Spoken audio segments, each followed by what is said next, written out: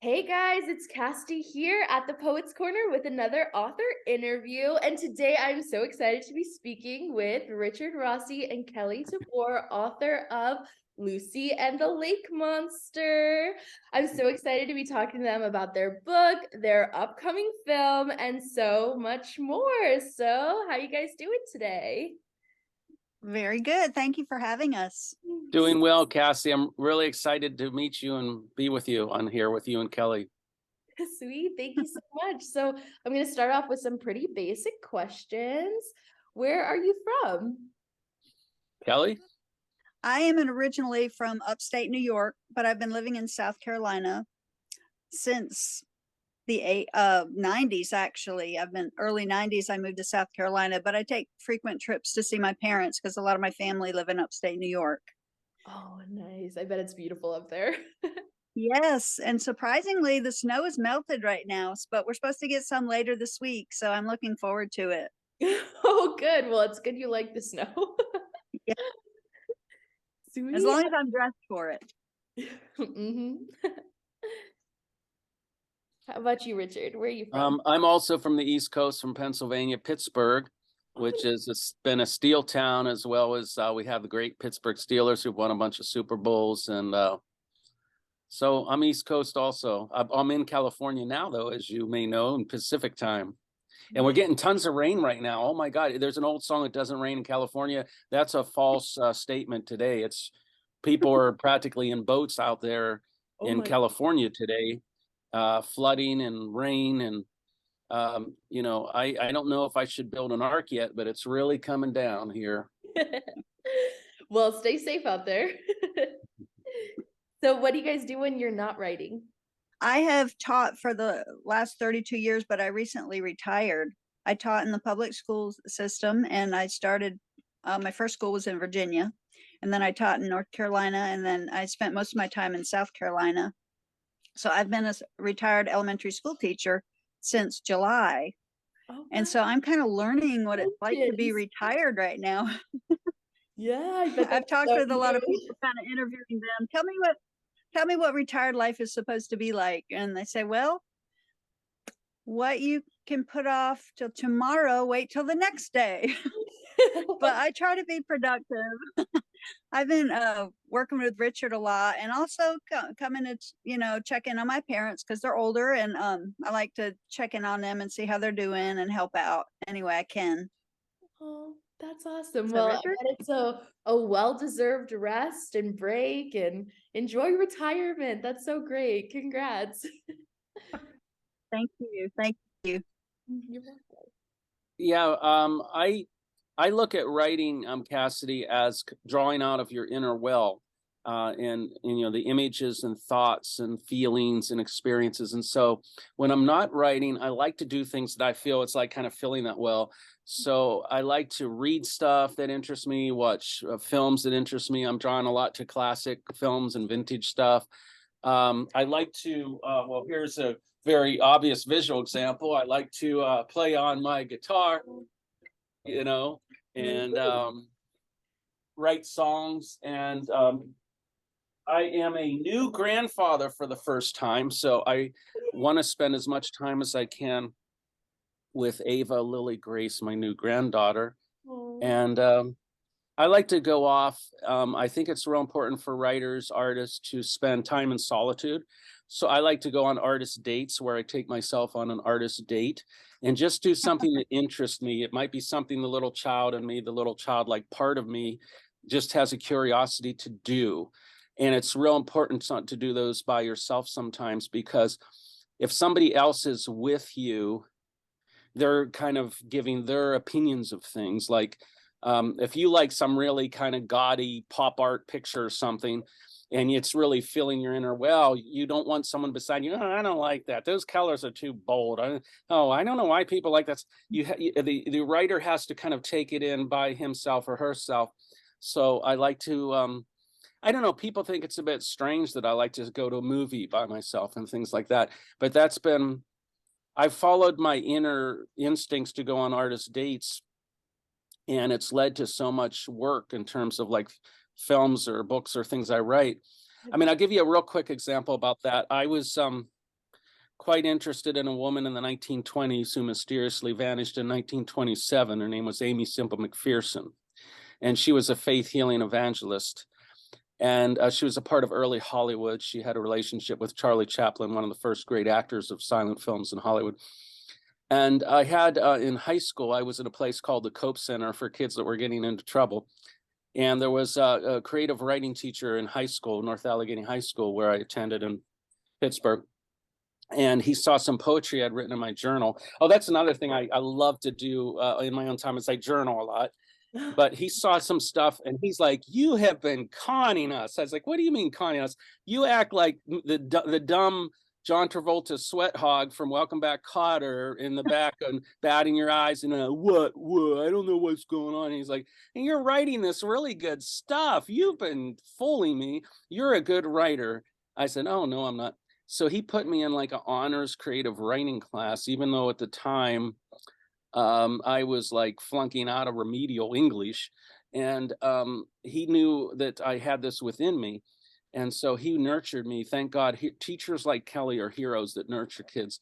And he had me writing. And then he found this old dusty old book in his mother's attic when his mother passed. My teacher gave it to me, said, "I think you'd find this woman quite interesting." So I had this fascination with her.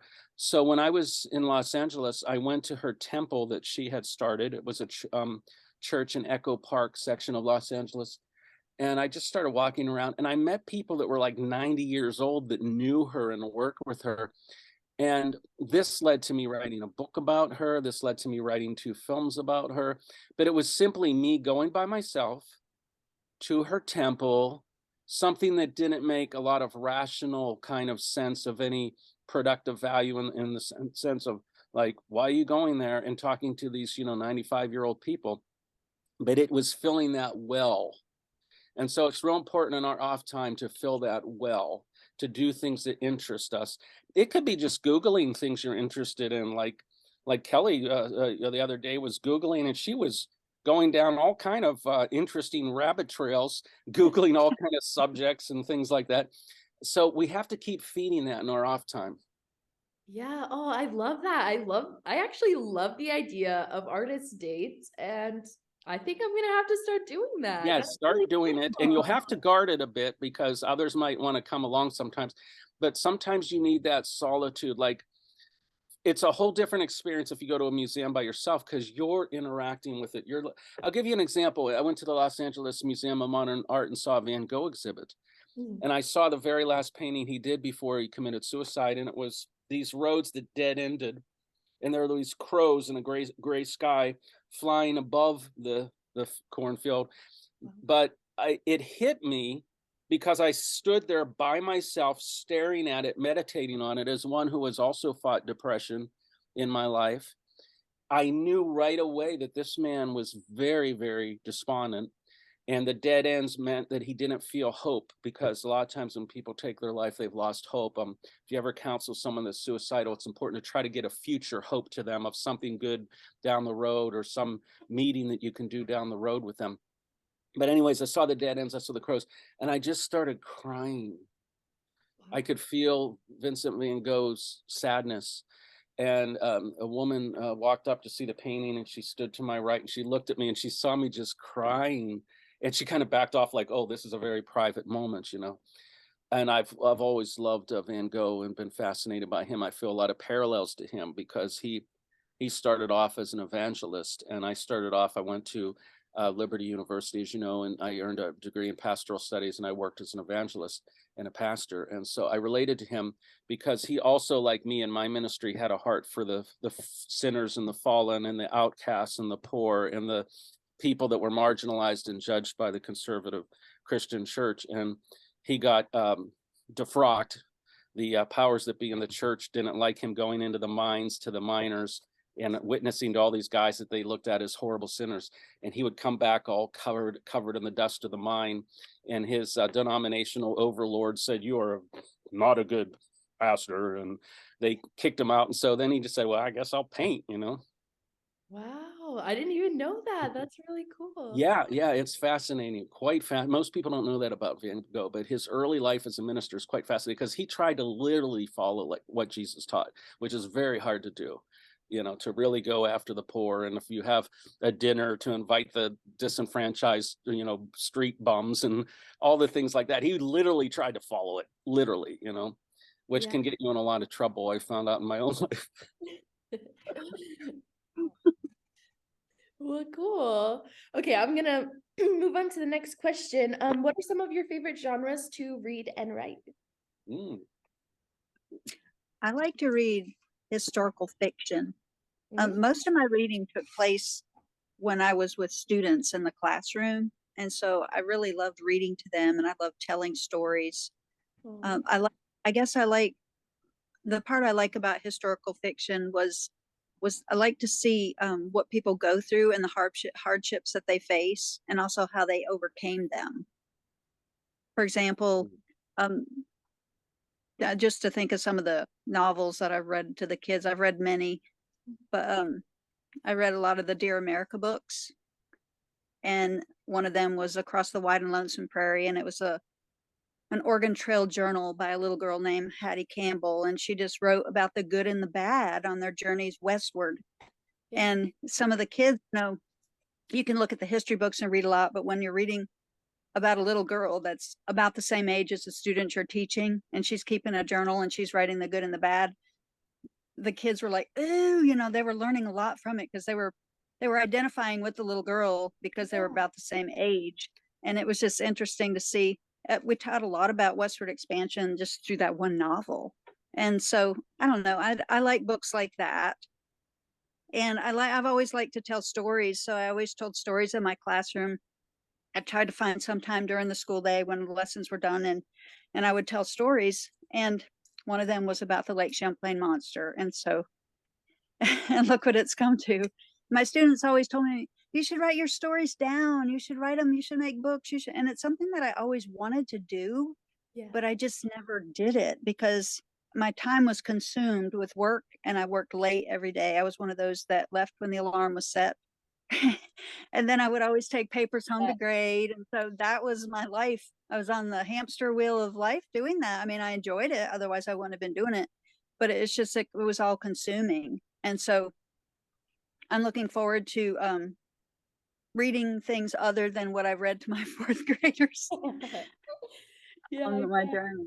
So, oh, that's so cool. Yeah, I love that, you could impact your students that way. And one of my favorite things I remember growing up was teachers reading to me, and being Oh, read yeah. to was so comforting and also so impactful too. And it's really cool you could share that love, with your students too. Yes, one of the books that the kids really liked too was The Sign of the Beaver. And it was about a boy that had to survive when his father went back to Quincy, Maine to get his wife and children. They had built him and his son had built a cabin in the Maine wilderness. And so the father had to leave to go back to get the family, and the little boy had to fend for himself. So it was a survival story. And the boys in my class, I mean, the girls liked it too, but the boys really got into it because the little boy had to set traps and he had to hunt and do those kinds of things. And he befriended some Native Americans, the grandfather and his grandson, and the Native Americans ended up helping him. And when his family got back and found him with dried meat hanging, and he had the cabin all warm, and he learned to take care of himself, they were really impressed. So it was a really happy ending. So That's really cool. Oh, thanks, Kelly. That's awesome. you're welcome. Yeah, Kelly is a real hero as a teacher because, she taught in the South in Greenville, South Carolina, and she taught in the shadows, proximity of Bob Jones University, which is a very far-right Christian conservative university that makes liberty look liberal. And so she had a lot of courage in the books that she would select in this culture. She Ruby Bridges is one book she taught the kids about a young Black girl who was persecuted for wanting to go to school with the white kids. And so by the books that she selected, she has influenced her students and instilled in them values of, true Christian compassion and love for everyone, all the children of the world, as the old song says, red and yellow, black and white, they're all precious in His sight. And I've noticed, I just admire her courage in the books she picks. Like some of the books she picks have even some of the people there in certain areas of the South are disputing those books and don't want those books in school, but they're books that are about us loving everyone. And but as in addition to artist dates, all those people out there who, for their creativity, it's important to read. Readers are leaders, and I read every morning. It's like my quiet time, as we've called it in Christian circles. So I have a stack of my books that I've been right by me here. I have piles of books for my quote unquote reading quiet time in the morning. Of course, I have a Bible. I still study the Bible all the time. Bible and Shakespeare are the two greatest works of literature to me. The child in me, I got some comic books here. Nice. Let's see what else we have here. This is my morning reading here from my stack this morning. Let's see what else is here. Oh, my son recommended this book, Digital Minimalism. It's basically about, not always being on your phone. I was one of the first people to get a cell phone, and when they were real huge monstrosities, and I had calls going on morning, noon, and night, and it really was hurting my writing and creativity. So I got rid of it for a couple years. And people were so mad, like, I can't reach you. But I wrote a couple movies. I wrote a novel. And this is a book about turning off the phone. You don't have to always answer it. We shouldn't be like Pavlov's dog in the experience where you ring the bell and the dog has to salivate and run. We shouldn't answer. Like, people today feel like you have to answer it. But as a writer, you're going to have to not always answer that, I've found. I have friends of mine that are dating, that are young adults, and will come to me in tears and say, oh my God, this guy, I don't know if he likes me anymore. He hasn't returned my text. It's been like forever and he hasn't answered my text. I said, well, how long has it been? They'll say an hour. And I'll think to myself, oh my God, can you imagine being in a relationship with someone that's like, shows up at your front door in a rage because you haven't returned a text in an hour? But for a writer, you have to not return text. You have to let it go for a little while. I'm not saying to be rude and blow people off, but yeah. Anyways, that's what that book's about. Oh, this is a book, The Bible Tells Me So, kind of questioning a bit of the ways of looking at the Bible that I was taught. Oh, this is one I'm reading this morning, Imagine Heaven. It's about near-death experiences. I'm trying to weigh the evidence on some of these people that claim they've been to heaven and stuff like that. What? Children's books, since Kelly and I are writing children's book. This is from my stack here, Charlotte's Web, a great children's book. Oh, this is one. I've been reassessing my whole kind of fundamentalist time in the Liberty University world. And so I read stuff that really takes a critical view of like the dark side of that. This book I'm reading, Clergy Malpractice in America. This is about a famous pastor where I live in John MacArthur, and how a young man came to him and his leaders who was depressed. And some of the things they told him, the book alleges, led to his suicide of this young man. And this is the legal case about it. Because like he would come to him, I don't know if I'm saved. I don't know. Oh, well, if you're not a true Christian, you might as well just kill yourself because you're predestined to go to hell anyways. And some of the things like church people would tell a young man like this book so, I'm fascinated to unpack some of my religious history. Oh, this is one of the first books I got into as a kid. And so I still read them because it gets that childlike thing, the Tower Treasure, the Hardy Boys.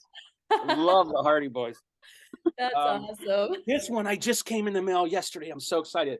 Dark Religion, a couple psychologists examining when is religion healthy and leads people to be more loving, kind people, and how does it turn toxic and lead to the kind of things we saw on January 6th. Like, I've been a preacher and there's been a lot of people in churches I preached at that were part of that freaking insurrection. I mean, they went like crazy. This examines how to discern when religion is turning kind of towards the dark side. Wow. I love biographies of artists. I'm probably, my stack's about to fall over here, but these are two recent biographies. Marvin Gaye, great soul singer. His dad was actually a preacher and quite troubled. So it's quite a fascinating book. His dad actually killed and shot him, and his dad was like a famous hellfire preacher. But Marvin Gaye wrote so many beautiful songs. And it's, this is my favorite filmmaker, Orson Welles, book about Orson Welles. And I just devouring that book. This is a book about screenwriting to improve my screenwriting skills. Just two more on my stack today from this today. This is a short story you've got to read. I just finished it. It's called Haunted by Her by a lovely author named Cassidy Paredes. Am I saying that right? Yes. Very good. I'm reading it for the second time. It's so good. And one last book. This is from Julia Cameron, who I adore. Julia Cameron, Seeking Wisdom. This is about prayer for the artist and the writer. Julia Cameron wrote a book that I think is great for any creative person called The Artist's Way. And it has really interested me and helped me. That's where I got the idea of the artist's date and the morning pages and the morning time of writing. And so basically, I'm a character-driven person, so I'm drawn to fiction that has really good, nuanced characters. I'm drawn to biographies. I love really good characters that are multi-layered and kind of have contradictions and complexities. Like Walt Whitman's one of my favorite writers. He wrote the poetry book Leaves of Grass. I love Walt Whitman. And he said, do I contradict myself? Yes, for within me I contain multitudes.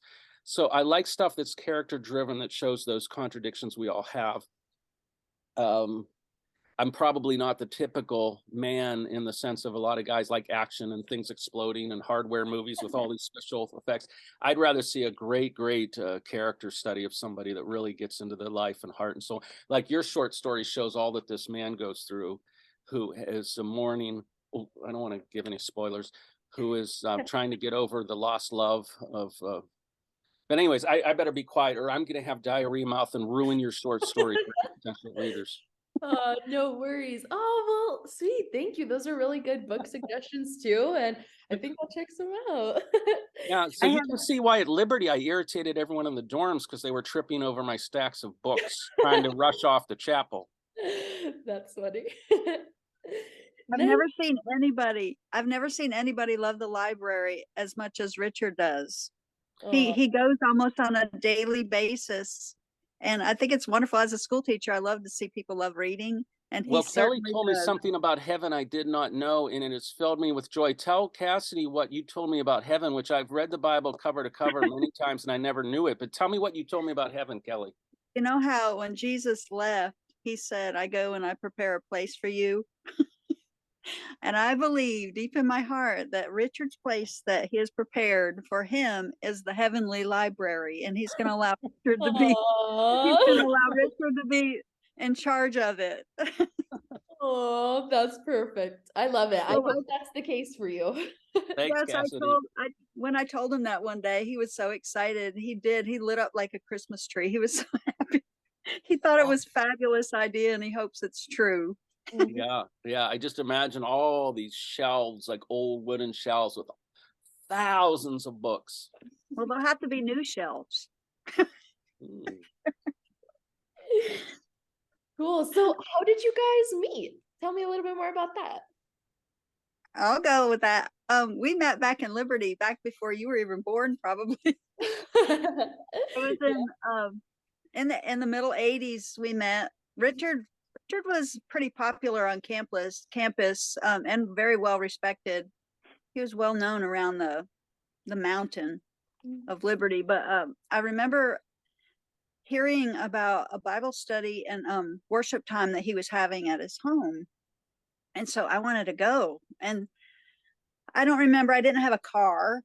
So I don't even remember how I got there. But the first time I went, I remember it was like the place I wanted to be on Friday nights. It was wonderful. He led in worship, and there were a lot of people, and each week more and more students just kept coming and coming and coming, and his place was packed out. And he just had this beautiful praise and worship time because he led on his guitar and everybody sang, and it was just such unity among us all. And we prayed with one another, and then he led in a Bible study with another student that was there who happened to be my assistant softball coach, because I played fast pitch softball at Liberty. Oh, cool. And anyways, they both led, and I remember there wasn't any other place that I wanted to go on Friday nights. And this was in my sophomore year, I believe it was, maybe freshman or sophomore year. I think maybe a touch of both. But Richard, when he graduated, I was so sad because I just felt so empty, like that was gone. It was like the most precious place to be. I just felt like the Spirit of God was just moving through us, and we all just felt so close, and it was a beautiful time. And I never forgot that. So that's when I met Richard. Yeah, there was a real purity to it. I was struggling terribly, Cassidy, at Liberty, being a creative soul. And I don't know. I know that you graduated recently, so it might not be quite as severe as it was then. But back then, there was this thing called the Liberty Way, and it was all these rules you had to follow. You couldn't go to a movie theater. You couldn't listen to any kind of secular music. I even got written up and fined for having some Christian rock music that was Christian, but it was more contemporary. It was actually Larry Norman, who was a pioneer with Christian rock, and his wife, Pamela, is a very dear friend of mine. Larry's since passed.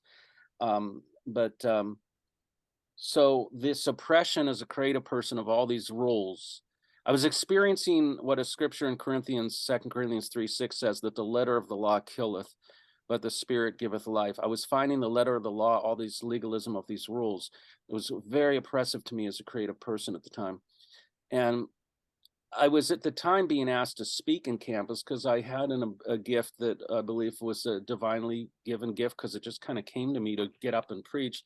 And so I was actually one of the few students that was allowed to get up and preach to the whole students and do music on my guitar. And I gave a sermon about this struggle. And the sermon kind of ended on the point that Jesus said, if you love, that sums it all up. You don't need all these laws. Jesus said, love God, love your neighbor and yourself, or love your neighbor as yourself. On this hangs all the laws.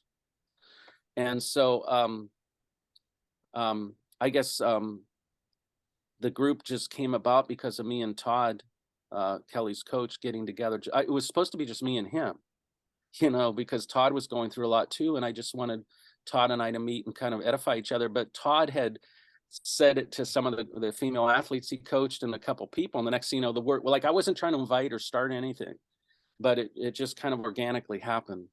Oh, Mhm. that's awesome. Yeah. Sweet. That's cool. So what inspired your collaboration to write Lucy and the Lake Monster? Well, Richard and I, in talking, I was telling them how in school, how the students loved the stories that I told. And so I began to tell Richard some of them.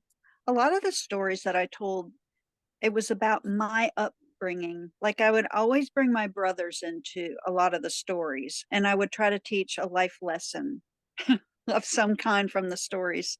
Mhm. And so they always ask, like, well, which brother are you talking about? Is that about Mike or is that about Gary? Like one time I told the story about my brothers were out in the front yard, and I was younger than them, but they always had their friends over. And so I was always trying to do stuff with their friends and all. But this particular time I was on the porch looking out, and I saw them lined up across our front yard. And back then it wasn't like it is today. Like the boys had rifles and they used to hunt and stuff like that, because upstate New York, there's a lot of woods and territory. And it was just normal for kids to hunt up here when I was growing up. It wasn't like it is today. It seemed, how today there's a lot of problems with shootings and stuff like that. It wasn't like that back then. But I saw my brothers lining across the front yard, and we had this big apple tree, and it had a big hornet's nest hanging in it. And then I heard the boys say, okay, ready, get set, go. And they all shot at the same time, and the hornet's nest went poof. And those bees were running. And all of a sudden I saw those boys drop the rifles, and they were running all over the yard trying to get away from the bees. Well, when that happened, like all the neighbors on our whole road realized that, our phone service was down.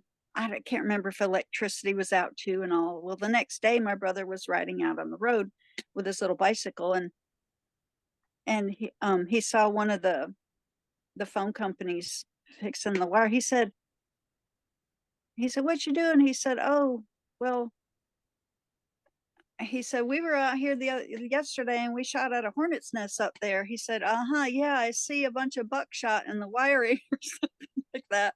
Oh. Anyways, it was, so the boys, my brother didn't realize it at the time. He was telling on themselves. So they didn't know they had caused this problem. So the boys ended up having to do community service. And one of the boys, Mark, ended up getting hired, and he's worked there, and he ended up retiring from the phone company. But like, that's one of the stories, like I told my students, be wise in the decisions that you make. And, I would try to pull some type of life skill in with it.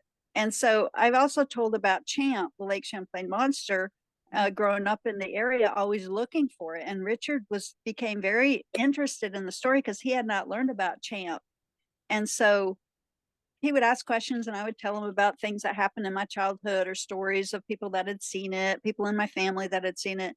And so he said, well, how would you, one day he just approached me and he was like, how would you like to write a children's series on Champ, the Lake Champlain monster, and possibly do a feature film of it? And I was shocked because, first of all, I've always loved to write. I've always loved to write. I've always loved to tell stories. I've always wanted to write a book, but I never had that, I guess, the time with grading papers all the time, everything, it was never really a priority. But when Richard approached me about it, what better way to go about it was writing with someone who has already written books, who has already done a film, somebody that I'm friends with, that I can trust.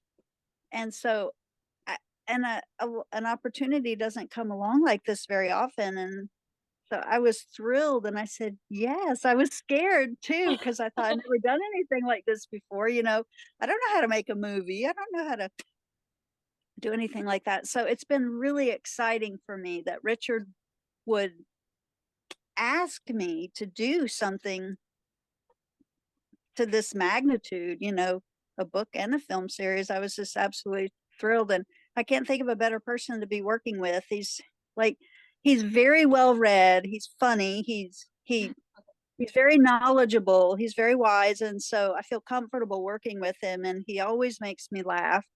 And we just have a good time writing and creating together. It's been very good. Every bit of it. I can't think of anything that I haven't liked. Everything has been wonderful. And so here we have a book out already. And then the movie last summer was really fun. I got to learn a lot. I learned from him. He had me assistant directing with him, which I've never done. I didn't even know about this kind of stuff. And so now when I watch a movie, I am so in tune with what they're doing. Like every angle, every shot, I think, do you realize how many angles of the camera they got just for this minute or two of the scene? And I see a certain angle in a film and I think, oh, that was a really good snapshot right there of that image of that guy in the rearview mirror. You can see his face. So I think about the things that I never thought of before when I watch movies, which makes it even more enjoyable for me, because I kind of have an idea of what went into making it now. Yeah. Thank you, Richard. Thank you, Kelly. You were the muse and the catalyst. It was your childhood that inspired Lucy. It's a story about a little girl looking for Champ in Lake Champlain, which was Kelly growing up was looking for Champ in those murky waters there. And I've always wanted to do a children's book and film. I played Lewis Carroll, the writer of Alice in Wonderland, in a musical here in Los Angeles. And so I had this desire to always do something for children, and then had some health crisis last year. I was in the hospital for a while and had a wonderful surgeon, Dr. Julio, who saved my life. And I thought, well, I got to get to this bucket list kids project. And I thought, wow, Kelly's story is so wonderful. Kids love it. There was an oral tradition of her telling it for decades to her students, and they loved it. Much like scripture was for decades just orally transmitted until it was written down. I think a lot of the best things start as people telling stories. You mentioned earlier, Cassidy, about how wonderful it is when a teacher read to you. And reading is a book to one another is one of the most loving things you can do. And so I felt like this was a gift of love. If we can collaborate together, there's no one that's nicer and more supportive and a more Christ-like friend in the world than Kelly Tabor, who I've never written a long thing with anyone. I've written songs with people, but I knew she would be someone that would be wonderful to do this with. And I just hope it can be a blessing to a lot of children all over the world. We're getting some great reviews in the UK. Kids are loving it, and we're getting some great reviews from people saying, I got this for my children here in London and they love it, which really excites me because the children's literature that's inspired me has been from England, Peter Pan and Alice in Wonderland, a lot of those books, Oliver Twist. Yeah, oh, that's really awesome. Okay, so tell me more about the plot of the story and what inspired important aspects of Lucy and the Lake Monster. I'll be happy to start. The story's about a 9-year-old girl named Lucy, and she is orphaned. Her father's passed away in the war, and her mother passed away in search for the Lake Champlain monster in a boating accident. And so Lucy's been adopted by her grandfather, who is Papa Jerry, played by Richard in the movie. That's why he grew his beard. Nice. And so it's their quest to find the Lake Champlain monster in spite of all kinds of obstacles they face along the way. And They here's the Lake Champlain monster. Oh, that is so cute. Love it. I have one too. Yes, and so they face things that kids typically face, like bullying. And so Lucy has to face bullying in the story and how to deal with it. So Papa's really helpful in helping her through those situations, and also the anxiety she faces and the loss that she faces, growing up without her real parents and missing them along the way. And so Richard is just there for them.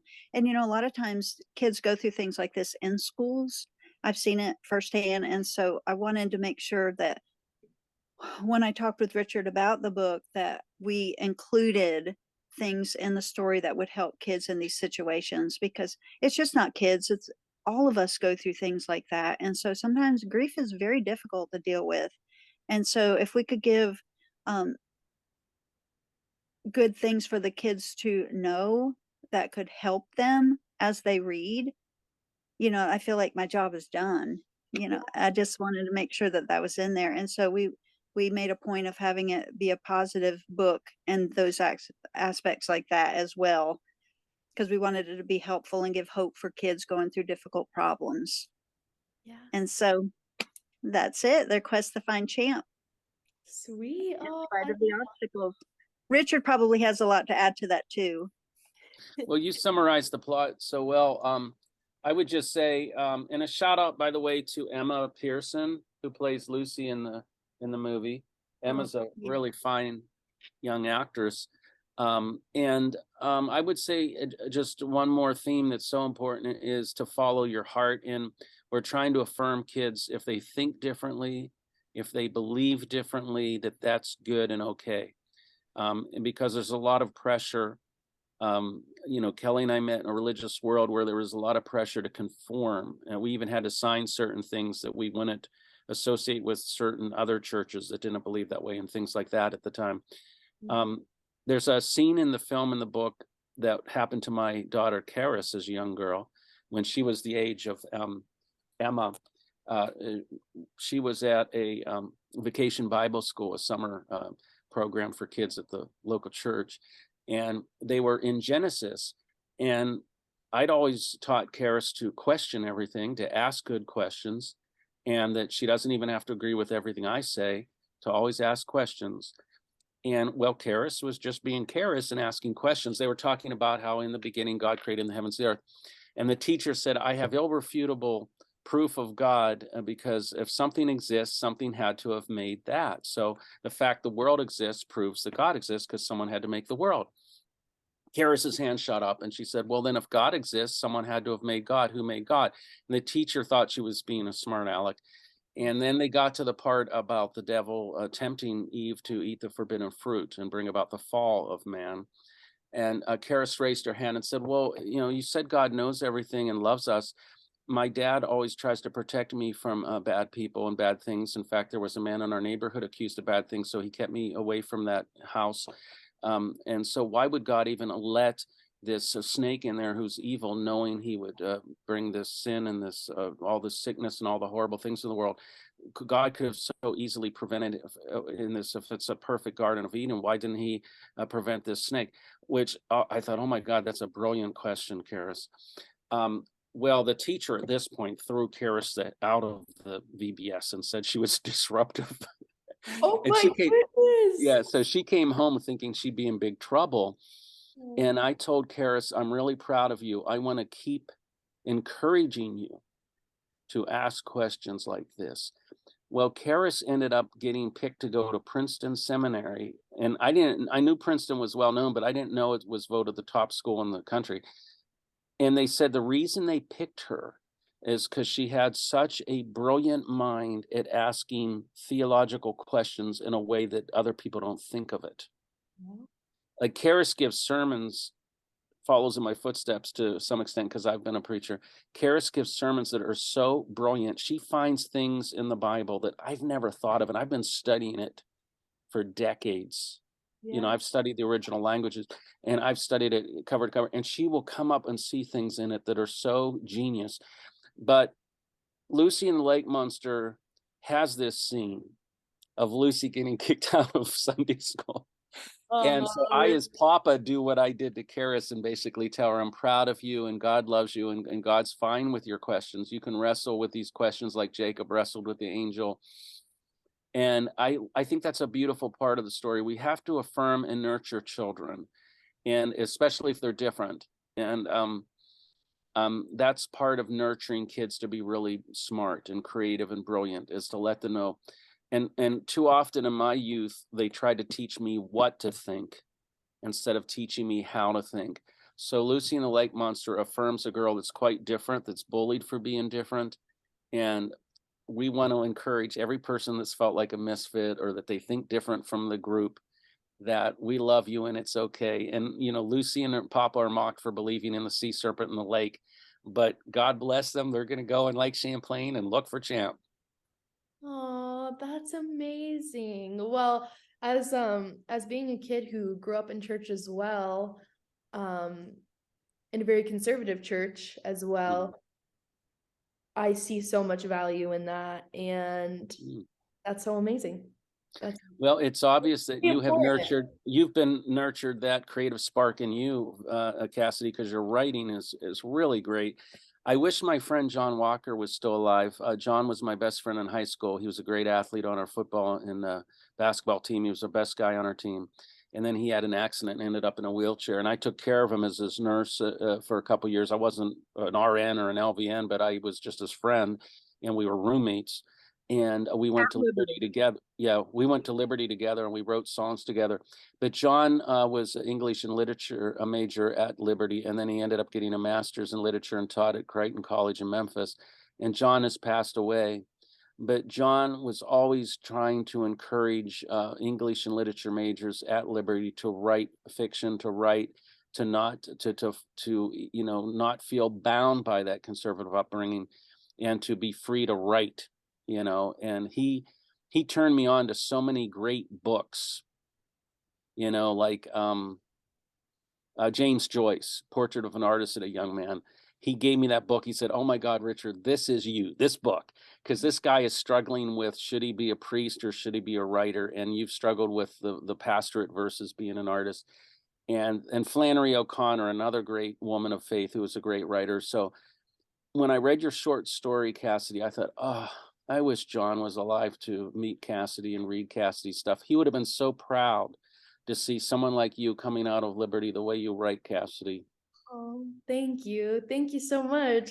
Well, that short story was actually, so I went to another college before I went to Liberty. I went to Pensacola Christian College, and I was there In for about, Florida, yeah. yeah, and I was there for about 2 years, and to get into the professional writing program, because I graduated with my bachelor's in English and writing.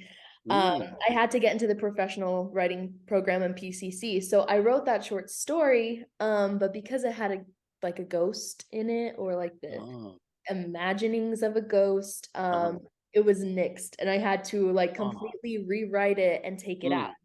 So for my senior capstone for Liberty, I took that story, I changed it back to have like the kind of ghost elements in it, and just I changed the story, did it more in depth, and like I wrote it over the course of my whole college career.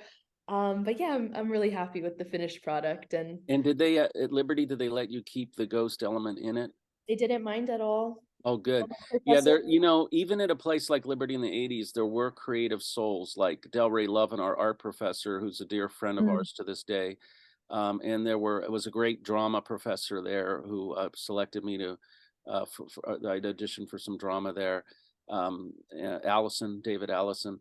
And there was some great English teachers.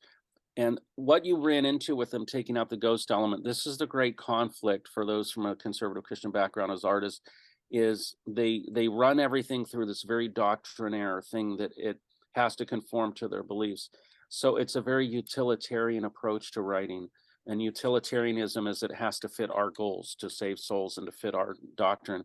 But that is greatly hampers the writer. And it's really important to break free of that.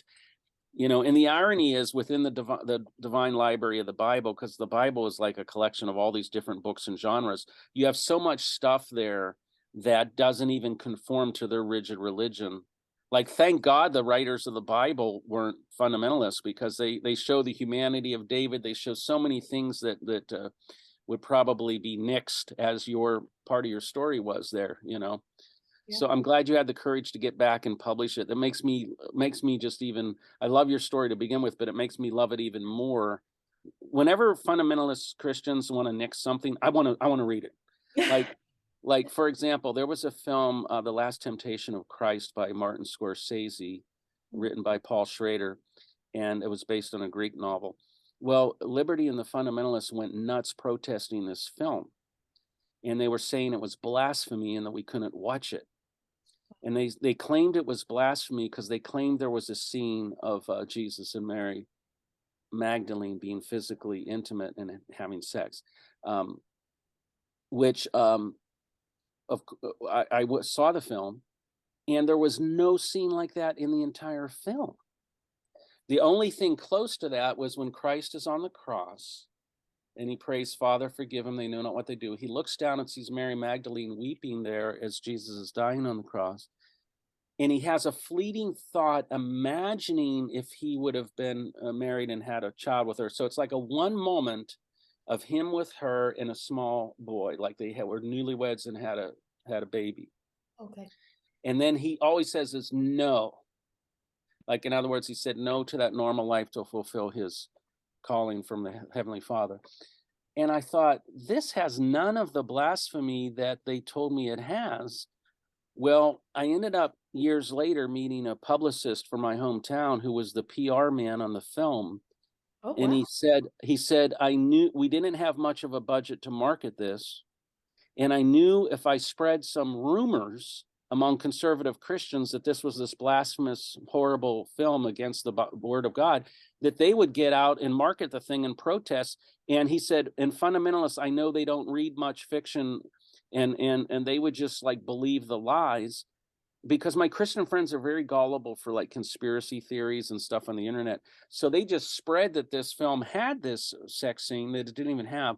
But that's just an example that when conservative Christians are against something, I always like to read it for myself. Yeah. Like for instance, I was in the conservative Christian circles. They were very all evolutionist or satanic humanistic people. And we know that according to the Bible, the earth was created 6,000 years ago in 6 literal 24-hour days. And anyone that even questions that, don't read those kind of scientists, that sort of thing. And Darwin said this and Darwin said that. Well, decades after leaving Liberty, for the first time, I picked up Darwin's book and read it for myself. And I was like, so many things they said Darwin said, he didn't really say in this book. And like, just, it's not that you have to agree with everything. Confucius said, he that must agree with everything you read should never read, because you're obviously not going to agree with everything you read. But like, I found in that subculture that they nixed so many things and kept us from reading them, when as writers and artists, we need to go to the original source and read it for ourselves. And as a writer, I can't give any more passionate advice to people that want to write than read everything you can get your hands on. Read things that aren't from if you're a conservative Christian or Republican, read some of the Democrat books. You know, I remember reading a book by James Carville, who was a Democratic strategist who's very huge in the Democrat Party. Now, when I was at Liberty, Falwell paid our way to go to Washington, D.C., and we were part of the religious right, and I get to meet Reagan and Bush, and I met a lot of politicians, even Ted Kennedy, Jack Kemp. We were very much a part of that kind of Jesus was a Republican kind of movement. And so, I mean, literally, I remember conversations in our dorms where people were asking, can a Democrat be saved? I mean, kind of like, it was really out there that they thought like Jesus and the Republican Party were kind of married to each other somehow. And I remember when I got out of Liberty, I saw this book by James Carville on his philosophy and why he thought it was good for the government to have social programs for the poor, and why even Christ taught this in Matthew 25, when I was hungry, you fed me, et cetera, when I was thirsty, you gave me drink. And I snuck off, and I felt like I was a horrible sinner to buy this book by James Carville.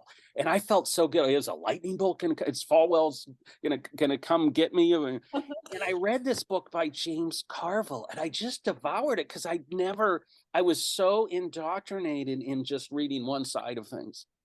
So now I really stress to writers, listen to the conservative side, listen to the liberal side, read everything you can get your hands on if you want to grow. Yeah. Because I meet people I went to Liberty with, Cassidy and Kelly, and I'm shocked when they think exactly the same, and they've never read anything but those books that that echo. It's like an echo chamber. They've never read anything but that. And I think to myself, how sad.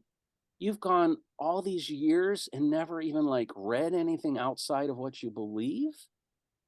And they look at me, some of them have even written me nasty letters like, you're no longer following the Liberty way. I can tell that. And, and they write me these nasty letters, and I have scriptures in capital letters, be not conformed to the world, and you are become more worldly. You no longer follow the Liberty way. Well, I knew doggone well that the leaders there were not following everything in there. I knew doggone well from being in the inner circles that it was the rules are for thee and not for me. And so, but it's so important that you kept to that story and you put the story back out the way you wanted, Cassidy. I'm so proud of you. Oh, thank you. Yeah, I appreciate that. No, that's all good thoughts. So I understand that you guys have already wrapped up filming for the production of Lucy and the Lake Monster, which will come out later this year, right? In 2023. So tell me why you chose to make this story into film. Kelly? Richard. Oh, Richard. Okay. Well, I've been a filmmaker and I wanted to make a film for children. When I was playing Lewis Carroll and Alice in Wonderland, I thought, I want to do something for kids. And I thought the two could kind of cross promote and there'd be a synergism that people like the film might want to read the book and vice versa. We went on quite a search to find this very special young girl. We had hundreds and hundreds of young 8-year-old actresses audition. Many of them were wonderful. And we narrowed it down to maybe a dozen that were really strong. And then Emma Pearson got the part. And I guess I'd been through a lot physically. I was in the hospital and 4 surgeries. I gained quite a bit of weight because I couldn't move. And my salt and pepper beard came out, and I aged, and I thought, oh, I could play the grandpa now. I just won't shave now. I grew this beard in the hospital. I just won't shave. And to be honest with you, I was just drawn to this story in this community where it happened at the border of Vermont and New York. And I've been through a lot of hard things in my life, and it felt like a magical, safe place to just go off and make this film. There's a cabin that a couple cabins we shot in, people that were so kind, Mark and Alita Desso and Rick Hudzinski. A couple people had these kind of log cabins there, and it was kind of beckoning me. These log cabins by the lake were almost like a fairy tale enchanted place to go. And my mortality was staring me in the face because I'd had so much damage to my internal organs, and I'd had all these surgeries, and I just hoped and prayed God would give me enough time to make it. And fortunately, we did get it shot. It's in the can. Now we're just editing it. Nice. Yay. That is so exciting. Well, tell me Yeah, more. Oh, sorry. Can go I ahead. say something? When Richard brought up the idea to me about writing a book and doing a film on it, like I said, I was elated. And I remember thinking as a school teacher, I've read many books in the past in the classroom. And then a lot of times the books would have a movie that went with it. And so it was fun to compare the book with the movie with my students. Like we would do Venn diagrams together. You Mm. know, what are the similarities? What are the differences? And so this is something that we would do, and they would always find differences between the books and the movies. And it was neat thinking that that could possibly be the situation for Lucy and the Lake Monster. You know, I could see this in classrooms because I've done it for years with my students.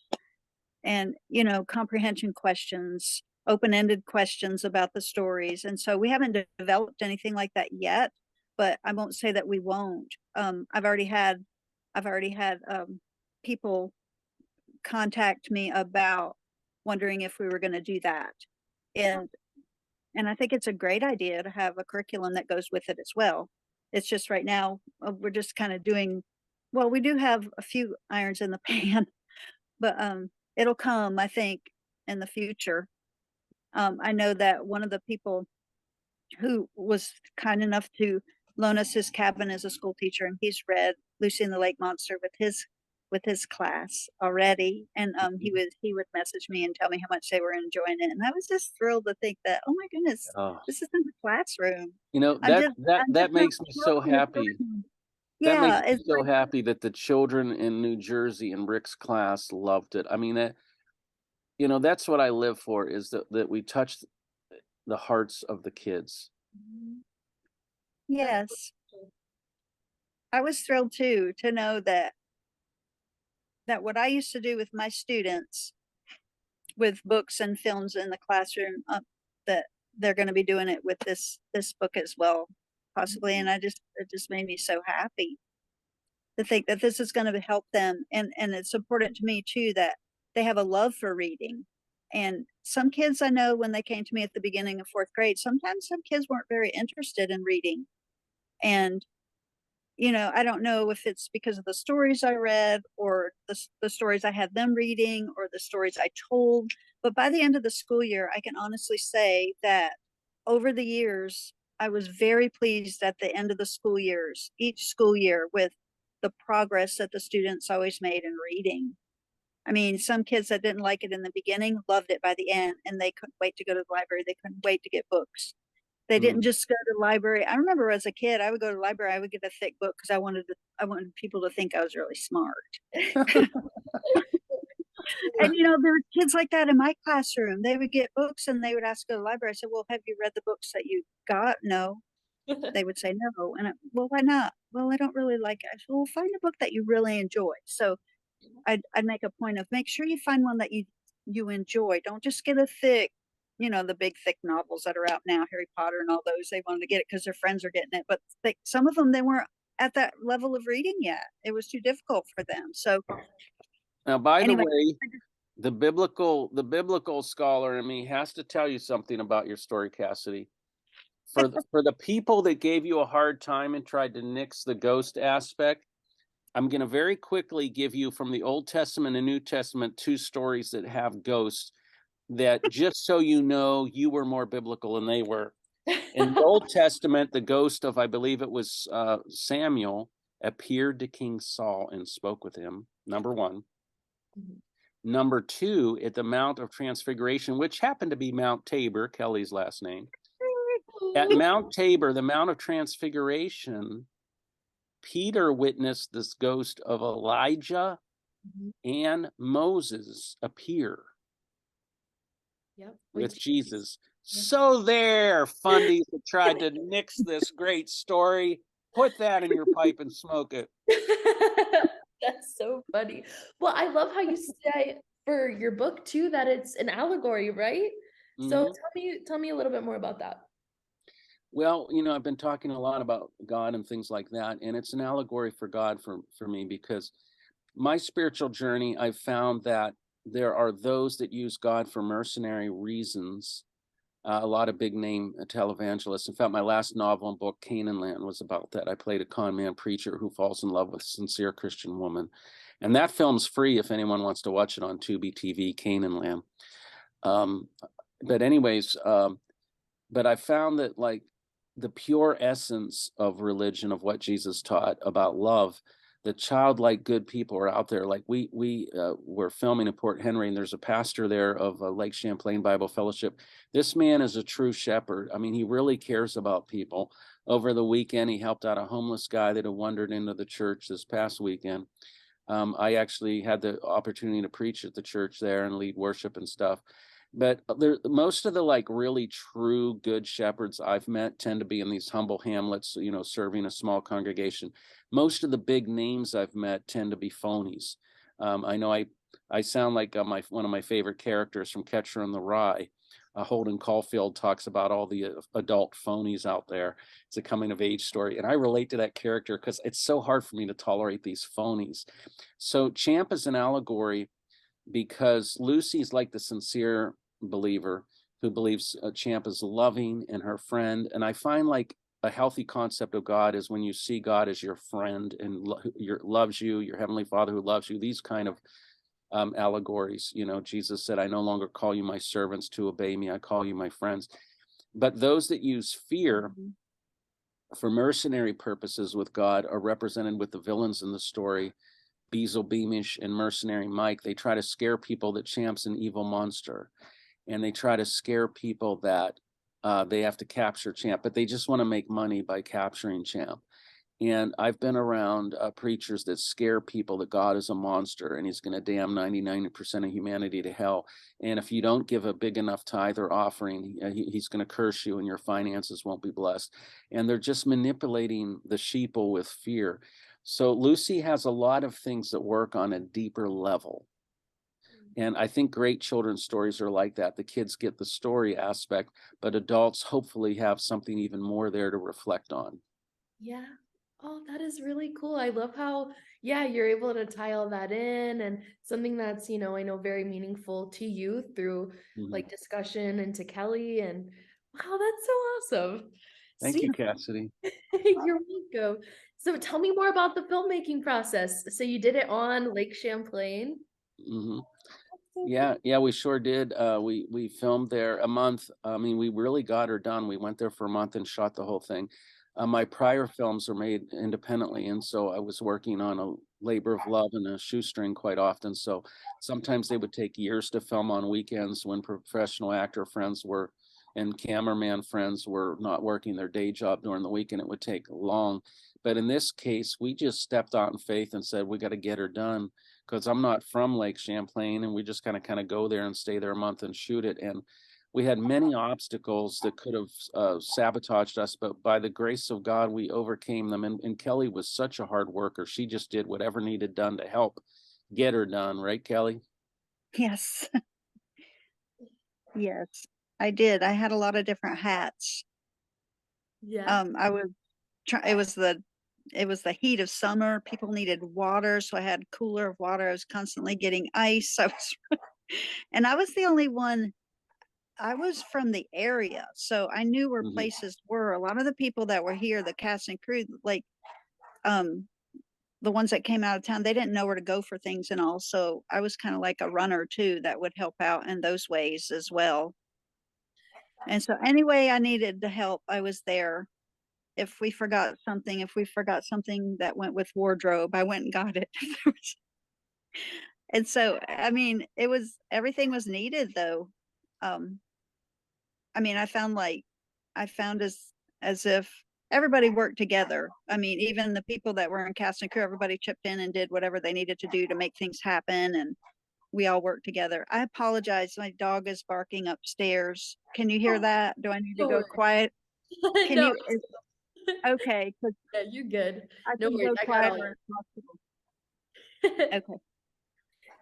So how does it feel to see your story come to life through film?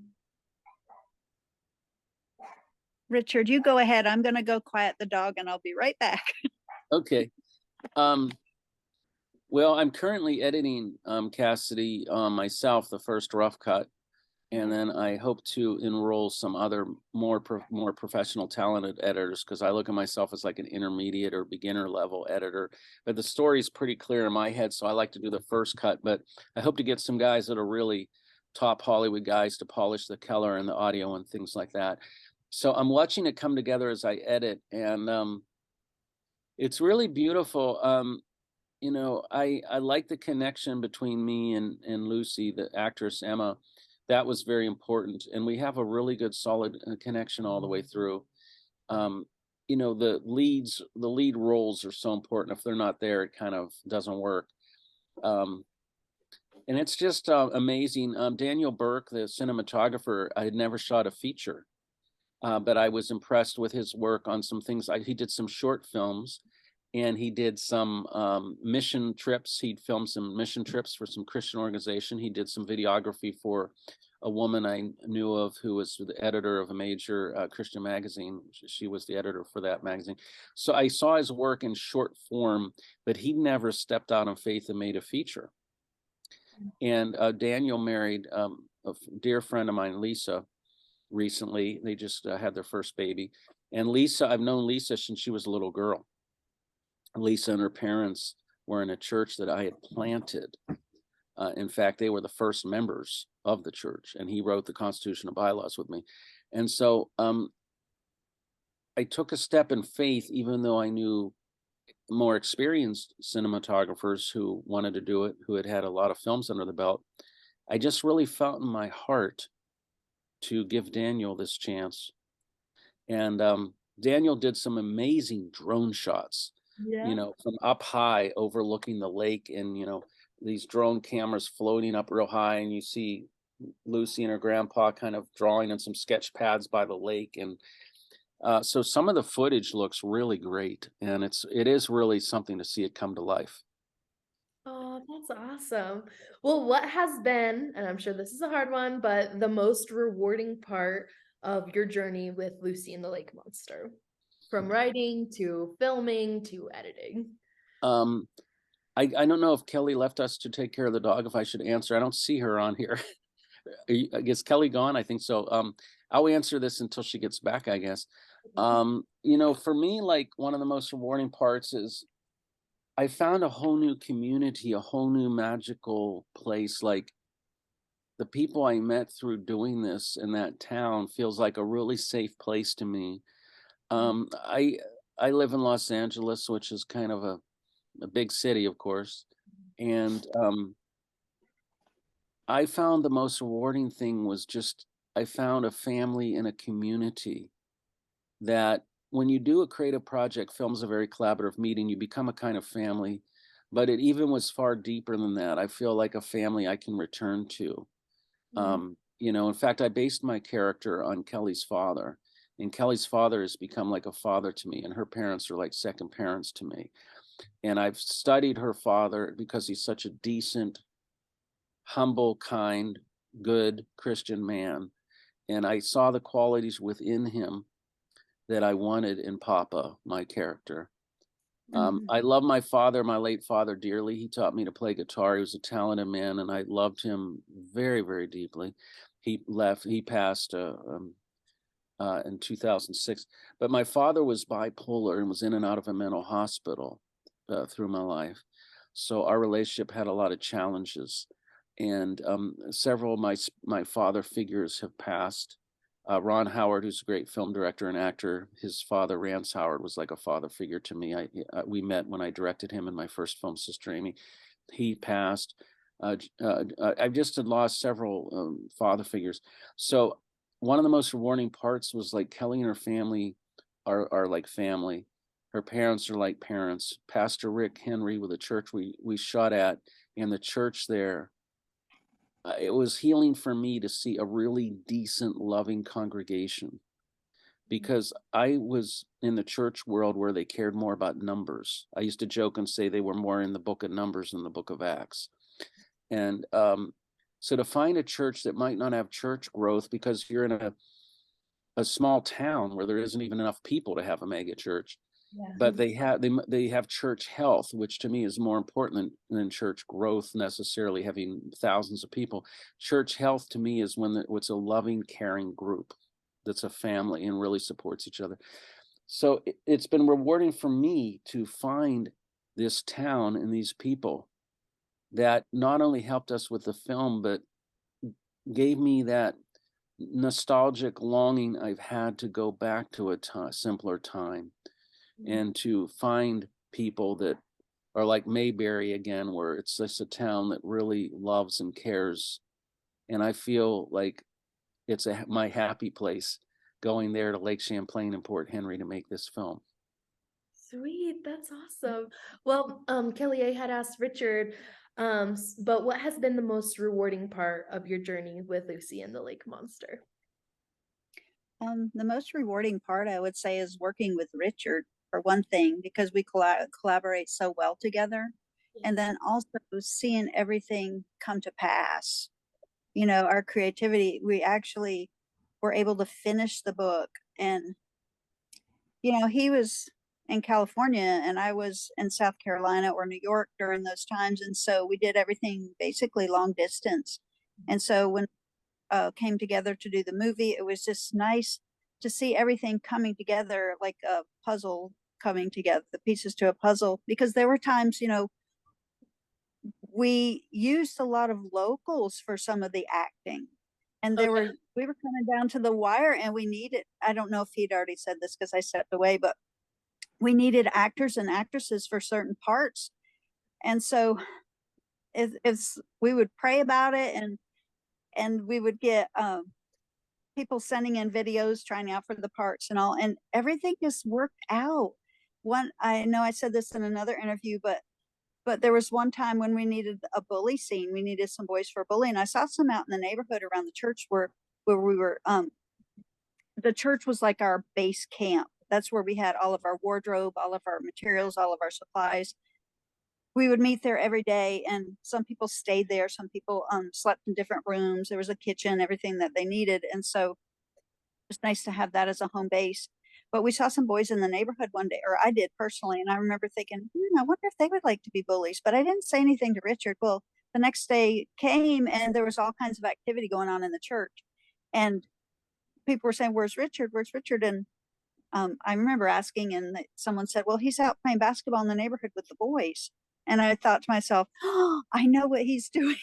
Same thing I had thought, because we think alike a lot of times, and I had already thought about it, and sure enough, he was out there playing basketball, and the boys were thrilled to have this guy out there playing basketball with them, because Richard's great at basketball, and so, and a few minutes later, in came Richard. He said, "I have our bullies for the bully scene," and so when he asked them, "How would you like to be in a movie?" they were so thrilled. They're young, they're 8 or 9, around the age that I taught, and so I just can't imagine how excited that they must have been. We're going to be in a movie. I mean, if somebody would have said that to me when I was a kid, I would have been over the moon happy. I know. and so they're still excited about it. I see one of the relatives when I go shopping. I see her sometimes, and you know, it's like we became really close with the families that have taken part in the movie, and the community has been really helpful and supportive of us. And those little boys, I tell you, and we've had little girls too. They're just really thrilled about being a part in a movie, and they can't wait to see it. You know. Oh, I bet that is so special. Yeah, can you imagine having your friends come, "Look, there I am on the big screen." You know, when I was growing up, or, you know, even years ago, or recent, I would think, you know, Hollywood, that's too far for me to attain. You know, I just pictured certain people doing the parts in the movies, and then Richard asked me if I wanted to be in the movie too. So I ended up being a school teacher. So I play Miss Marino. Oh, yeah, that's perfect. So, yes, and so I got to play a part in the movie too, which I never dreamed in a million years I would be doing. When and how can we watch Lucy and the Lake Monster? Do you guys have a date for release, or any ideas for it? Well, we'd like it to come out in the summer, hopefully. There's a big Champ Day festival in Port Henry where we shot in the summer. We were at the last one, and it's on Amazon and Barnes & Noble with the hard copy. This is the hard copy and the paperback. So we signed so many books, Kelly, I, and Emma also, the little girl that played Emma. Yeah, there you go. And so the last Champ Day, we were grateful to be guests and sign books. There were hundreds of people that came. So we hope to get it done for summer this year. Our website, we can post information. That's lucyandthelakemonster.com. Also, social media, we have facebook.com/champmovie. And then on Instagram and Twitter, it's Champ Movie HQ for headquarters. So I'd like to, my personal preference would be kind of old school, have actually in-person screenings in theaters and churches and schools, and have people see it on kind of a big screen experience. And we could even have some of the company of the film cast and crew be there and answer questions and things like that. I love that in-person, experience, but eventually it will be like available streaming, on Amazon and like Tubi, places like that, and DVD. I know DVDs are a bit more antiquated now with streaming, but I think it'd be nice to have a DVD release with some nice artwork and some behind the scenes footage and things like that for people that still have DVD players. I don't know, not too many people do. Do you have a DVD player, Cassidy, or do you just stream more? I stream more. Yeah. Yeah, my last film, Canaanland, just went on Tubi, which is free because the money is made through selling the ads.